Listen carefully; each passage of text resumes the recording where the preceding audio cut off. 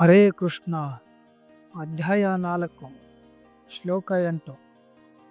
ಸಜ್ಜನರನ್ನು ರಕ್ಷಿಸುವುದಕ್ಕಾಗಿಯೂ ದುಷ್ಟರನ್ನು ನಾಶ ಮಾಡುವುದಕ್ಕಾಗಿಯೂ ಮತ್ತು ಧರ್ಮದ ತತ್ವಗಳನ್ನು ಮತ್ತೆ ಸ್ಥಾಪಿಸುವುದಕ್ಕಾಗಿಯೂ ನಾನು ಪ್ರತಿ ಯುಗದಲ್ಲಿ ಅವತರಿಸುತ್ತೇನೆ.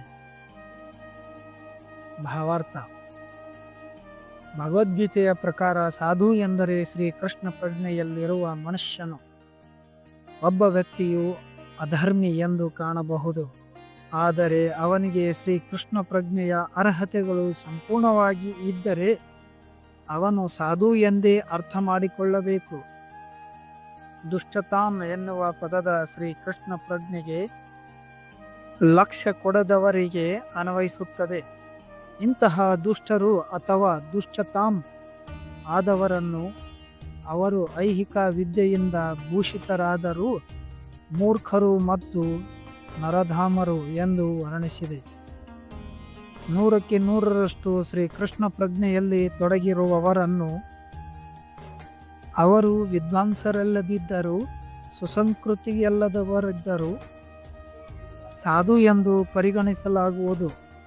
ನಾಸ್ತಿಕರ ವಿಷಯ ಹೇಳುವುದಾದರೆ, ಭಗವಂತನು ರಾಕ್ಷಸರಾದ ರಾವಣ ಮತ್ತು ಕಂಸರನ್ನು ನಾಶ ಮಾಡಿದಂತೆ ನಾಸ್ತಿಕರನ್ನು ನಾಶ ಮಾಡಲು ತನ್ನ ನಿಜ ಸ್ವರೂಪದಲ್ಲಿ ಅವತರಿಸುವ ಅಗತ್ಯವಿಲ್ಲ.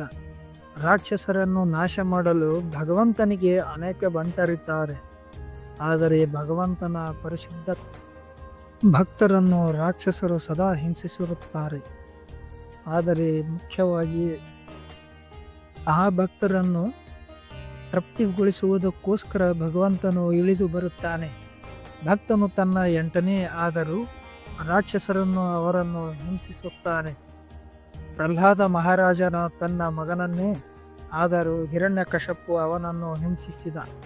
ಶ್ರೀಕೃಷ್ಣನ ತಾಯಿಯಾದ ದೇವಕಿಯು ಕಂಸನ ತಂಗಿಯಾದರೂ ಶ್ರೀಕೃಷ್ಣನು ಅವರ ಮಗ ಎನ್ನುವುದೇ ಒಂದೇ ಕಾರಣಕ್ಕಾಗಿ ಆಕೆಯನ್ನು ಮತ್ತು ಆಕೆಯ ಗಂಡನ ವಸುದೇವನನ್ನು ಹಿಂಸೆಗೆ ಒಳಗಾಗಬೇಕಾಯಿತು.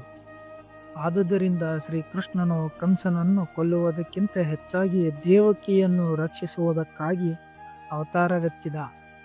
ಆದರೆ ಎರಡೂ ಏಕಕಾಲದಲ್ಲಿ ಸಾಧಿತವಾದವು. ಆದುದರಿಂದ ಭಕ್ತನು ಉದ್ಧರಿಸಲು ಮತ್ತು ದುಷ್ಟ ರಾಕ್ಷಸರನ್ನು ನಿಗ್ರಹಿಸಲು ಭಗವಂತನು ವಿವಿಧ ಅವತಾರಗಳನ್ನೆತ್ತುತ್ತಾನೆ ಎಂದು ಇಲ್ಲಿ ಹೇಳಿದೆ. ಶ್ರೀ ಕೃಷ್ಣದಾಸ ಕವಿರಾಜ ಚೈತನ್ಯ ಚಾರಿತ್ರ್ಯದಲ್ಲಿ ಈ ಕೆಳಗಿನ ಶ್ಲೋಕವು ಅವತಾರದ ಈ ತತ್ವಗಳನ್ನು ಹೀಗೆ ಸಂಗ್ರಹಿಸಿ ಹೇಳುತ್ತದೆ. ಭಗವದ್ ರಾಜ್ಯದಿಂದ ಲೌಕಿಕ ಅಭಿವ್ಯಕ್ತಿಗಾಗಿ ಇಳಿದು ಬರುವುದೇ ಭಗವತ್ ಅವತಾರ. ಹೀಗೆ ಇಳಿದು ಬರುವ ಪರಮ ಪುರುಷನ ನಿರ್ದಿಷ್ಟ ರೂಪವನ್ನು ಅವತಾರ ಎಂದು ಕರೆಯಲಾಗುತ್ತದೆ.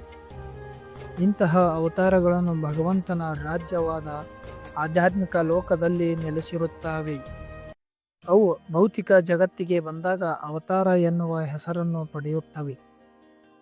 ಅವತಾರಗಳಲ್ಲಿ ಹಲವು ರೀತಿಗಳ ಉದಾಹರಣೆಗಳು: ಪುರುಷ ಅವತಾರಗಳು, ಗುಣಾವತಾರಗಳು, ಲೀಲಾವತಾರಗಳು ಮತ್ತು ಶಕ್ತಿ ಆವೇಶ ಅವತಾರಗಳು, ಮನ್ವಂತರ ಅವತಾರಗಳು ಮತ್ತು ಯುಗಾವತಾರಗಳು. ಇವೆಲ್ಲ ವಿಶ್ವದಲ್ಲಿ ಎಲ್ಲೆಡೆಯೂ ನಿಯತಕಾಲಕ್ಕೆ ಕಾಣಿಸಿಕೊಳ್ಳುತ್ತವೆ. ಆದರೆ ಶ್ರೀ ಕೃಷ್ಣನು ಆದಿಪ್ರಭು. ಎಲ್ಲ ಅವತಾರಗಳ ಆದಿಮೂಲ. ಪರಿಶುದ್ಧ ಭಕ್ತರಿಗೆ ಶ್ರೀಕೃಷ್ಣನನ್ನು ಅವನ ವೃಂದಾವನದ ಮೂಲೆಗಳಲ್ಲಿ ಕಾಣಬೇಕೆಂದು ಬಹಳ ಕಾತರ. ಅವರ ಆತಂಕವನ್ನು ತಣಿಸುವ ನಿರ್ದಿಷ್ಟ ಉದ್ದೇಶಕ್ಕಾಗಿಯೇ ಪ್ರಭು ಶ್ರೀಕೃಷ್ಣನು ಇಳಿದು ಬರುತ್ತಾನೆ. ಆದುದರಿಂದ ಕೃಷ್ಣ ಅವತಾರದ ಮುಖ್ಯ ಉದ್ದೇಶ ಅವನ ಪರಿಶುದ್ಧ ಭಕ್ತರನ್ನು ತೃಪ್ತಿಗೊಳಿಸುವುದು. ಪ್ರತಿಯೊಂದು ಯುಗದಲ್ಲಿಯೂ ತಾನು ಅವತಾರವೆತ್ತುವುದಕ್ಕಾಗಿ ಭಗವಂತನು ಹೇಳುತ್ತಾನೆ. ಆತನು ಕಲಿಯುಗದಲ್ಲಿಯೂ ಅವತಾರವೆತ್ತುತ್ತಾನೆ ಎನ್ನುವುದನ್ನು ಇದು ಸೂಚಿಸುತ್ತದೆ. ಶ್ರೀಮದ್ ಭಗವದ್ಗೀತಾದಲ್ಲಿ ಹೇಳಿರುವಂತೆ ಕಲಿಯುಗದ ಅವತಾರ ಶ್ರೀ ಚೈತನ್ಯ ಮಹಾಪ್ರಭು ಅವರ ಸಂಕೀರ್ತನೆ ಆಂದೋಲನಗಳಿಂದ ಶ್ರೀ ಕೃಷ್ಣ ಪ್ರಜ್ಞೆಯನ್ನು ಭಾರತದೆಲ್ಲೆಡೆ ಹರಡಿದರು. ಈ ಸಂಕೀರ್ತನೆ ಸಂಸ್ಕೃತಿಯು ಊರಿನಿಂದ ಊರಿಗೆ, ಹಳ್ಳಿಯಿಂದ ಹಳ್ಳಿಗೆ, ಪ್ರಪಂಚದೆಲ್ಲೆಡೆ ಪ್ರಸಾರವಾಗುತ್ತದೆ ಎಂದು ಅವರ ಭವಿಷ್ಯ ನುಡಿದರು. ದೇವೋತ್ತಮ ಪರಮಪುರುಷನಾದ ಶ್ರೀಕೃಷ್ಣನ ಅವತಾರದ ಚೈತನ್ಯ ಮಹಾಪ್ರಭುಗಳನ್ನು ಉಪನಿಷತ್ತುಗಳು, ಮಹಾಭಾರತ ಮತ್ತು ಭಗವಂತಹ ಅಪೌರುಷೇಯ ಧರ್ಮಗ್ರಂಥಗಳ ರಹಸ್ಯ ಭಾಗಗಳಲ್ಲಿ ನೇರವಾಗಿ ಹೇಳಿದೆ, ಗೌಪ್ಯವಾಗಿ ವರ್ಣಿಸಲಾಗಿದೆ. ಚೈತನ್ಯ ಮಹಾಪ್ರಭುಗಳ ಸಂಕೀರ್ತನ ಆಂದೋಲನವು ಶ್ರೀಕೃಷ್ಣನ ಭಕ್ತರನ್ನು ಬಹಳವಾಗಿ ಆಕರ್ಷಿಸುತ್ತದೆ.